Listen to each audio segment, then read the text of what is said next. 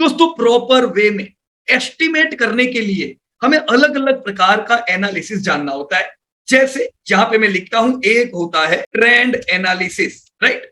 So what is trend analysis? दोस्तों अभी तक आप लोगों ने ट्रेंड देखे थे, आपकी कंपनियां अलग अलग अपने वॉल्यूम कैसे बढ़ा रही थी, राइट। जैसे ईयर ऑन ईयर का ये ट्रेंड दिख रहा है, जैसे मैं यहां देख पा रहा हूं कि रिलैक्सो 2006 में 5, राइट, यहाँ पे जो पेयर है, राइट, 5 मिलियन पेयर ये लोग सेल कर पा रहे थे, राइट। अभी ये लोग 17 कर पा रहे। तो ये हमको ट्रेंड पता चल रहा है कि कैसे ग्रोथ हो रहा था पेयर में, नंबर ऑफ पेयर, राइट। हम ये भी देख पा रहे हैं कि पिछला साल दोस्तों अच्छा नहीं था, ये साल नहीं, लास्ट ईयर ही अच्छा नहीं था, क्योंकि कंपनी के वॉल्यूम नहीं बढ़े थे। So this is very very important.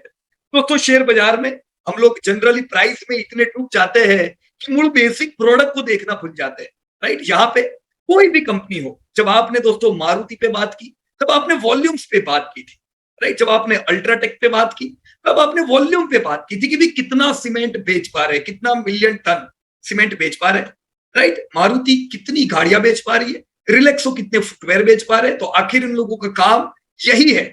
तो ट्रेंड एनालिसिस आपको बताता है कि आपकी ट्रेंड वॉल्यूम की कैसी है। सो आप लोगों के सामने चित्र क्लियर होगा। ओवरऑल बहुत ही बढ़िया वॉल्यूम में ग्रोथ है। लास्ट ईयर हमने डी ग्रोथ देखा है, ये भी हमको ध्यान रखना है, right. So this is volume growth. उसी प्रकार से दोस्तों आप सेल्स को भी ट्रेंड में देख सकते हो, राइट। ये हम क्या कर रहे हैं, this we are doing trend analysis. Trend समझ में आया आपको कि जैसे जैसे वॉल्यूम बढ़े आपके सेल्स भी बढ़ते चले गए। लेकिन ये 100% साथ नहीं रहता है। जरूरी नहीं है कि वॉल्यूम और सेल्स 100% साथ हो। कैसे? जब आपने दोस्तों वॉल्यूम का ट्रेंड देखा था, let me again show you, this was the trend of volume. तो दोनों में थोड़ा डाइवर्जेंस है, और वो क्या है दोस्तों, लास्ट ईयर आपके नंबर ऑफ फुटवेयर कम बिके थे, पर फिर भी धंधा तो आपका बड़ा था।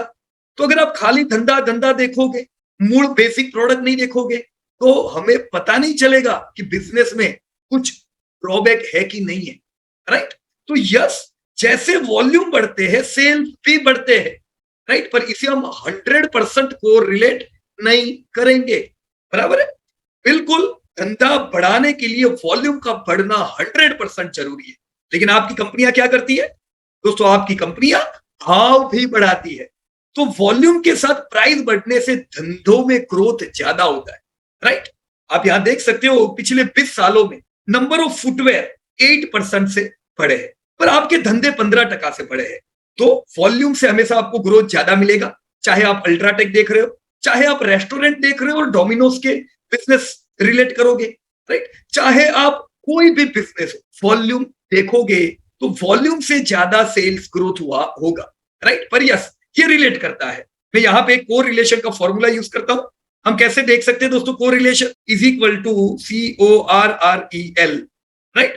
तो ये मैं को रिलेट कर रहा हूं किस चीज को, मैं वॉल्यूम को दोस्तों सेल्स के साथ को रिलेट करता हूं, राइट। देखने तो क्या आता है, इसको मैं नंबर में बदल देता हूं, सी 1.0।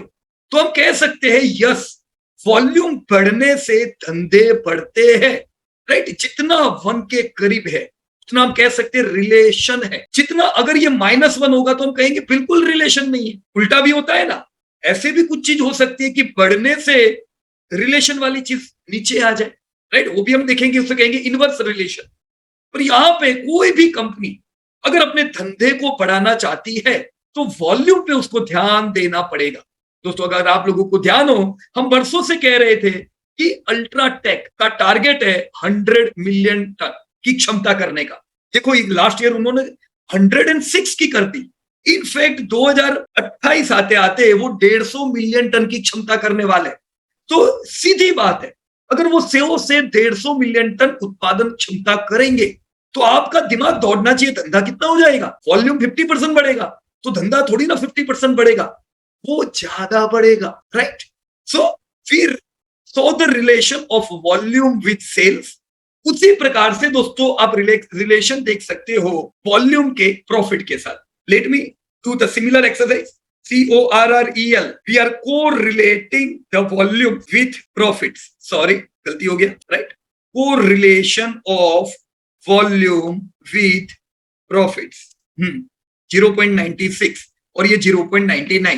दोस्तों प्रॉफिट या सेल्स कौन ज्यादा रिलेट करते हैं आपके वॉल्यूम के साथ?